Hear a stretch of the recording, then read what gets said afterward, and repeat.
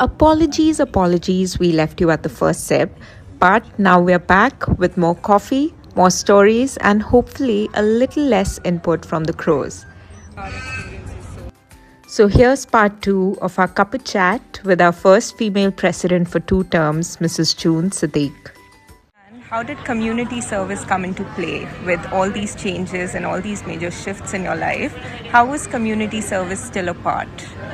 Look, having had the fortunate experience of visiting so many places in the world and living for periods of time and just realizing the enormous needs for help for people who are in need, and perhaps realizing that we are blessed, we are in a country of immense opportunities, and just the desire to want to give back and to make a difference to the lives of those less fortunate than ourselves.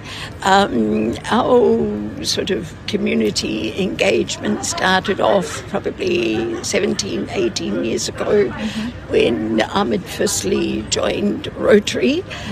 Even though I wasn't an official member, through my working life, I supported him and Rotary, and I was in a position where in my working situation, I was able to provide financial support and incentives that they could use as a fundraising exercise to support their projects. Oh, that's wonderful.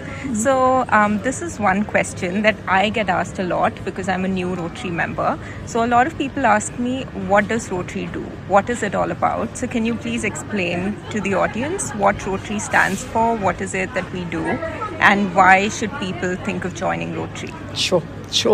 Look, we in Rotary, we have immense talent within us, and whatever we do very well. There is dedication, there is commitment, but the area that we fall down in, if I can use that expression, is we are very poor at sharing and telling our story and creating an awareness of what we do. So we are a service organisation. We are all volunteers.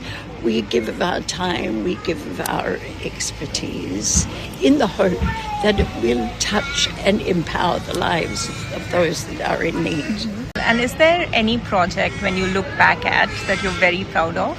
Look, I must say all of the projects that we have undertaken.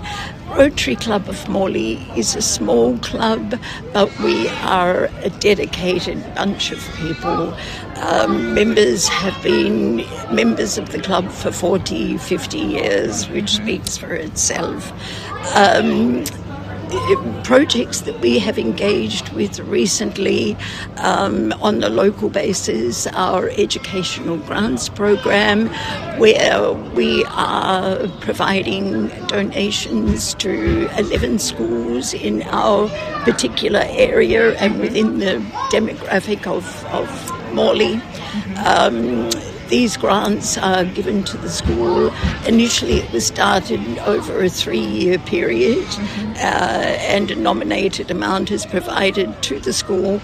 It's administered by the school principal to children to bring about equality, where children, come to school without having had anything to eat, or they require books or funding to participate in a class educational program or whatever. So this is what we are hoping to do, is bring about equality within the school. Of course, this is just some small way that we are hoping, and of course it is our desire to build upon that. Another wonderful association we have with the Rotary Club of Bangalore Abilities, which is our sister club, and in actual fact it is a unique club. It's one of its kind in the world, where all the members are individuals with disabilities. It is not only inspiring, but it is so heartening to see the way these members are so committed and dedicated to making a difference and giving back to people who are even in less fortunate circumstances than themselves. In fact, when we were in Bangalore in January, we had the opportunity to meet with some of the recipients of a customised wheelchair and sewing machine project that we undertook in conjunction with the Rotary Club of Bangalore Abilities. There was one young 19-year-old lady who was a quadriplegic from birth. She had never engaged in anything, and through the project that we had undertaken, she was provided with a customised sewing machine, and for the first time in her life, she was empowered with the ability to be able to do something, and just to see the look on her face, the immense gratitude and the way it had touched her parents is something that I will never forget.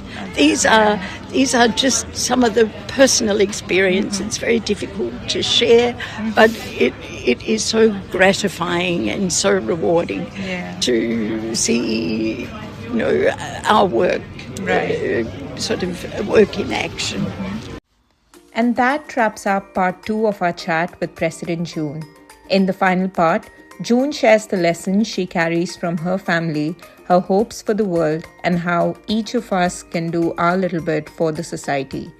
One last part, one beautiful message coming next.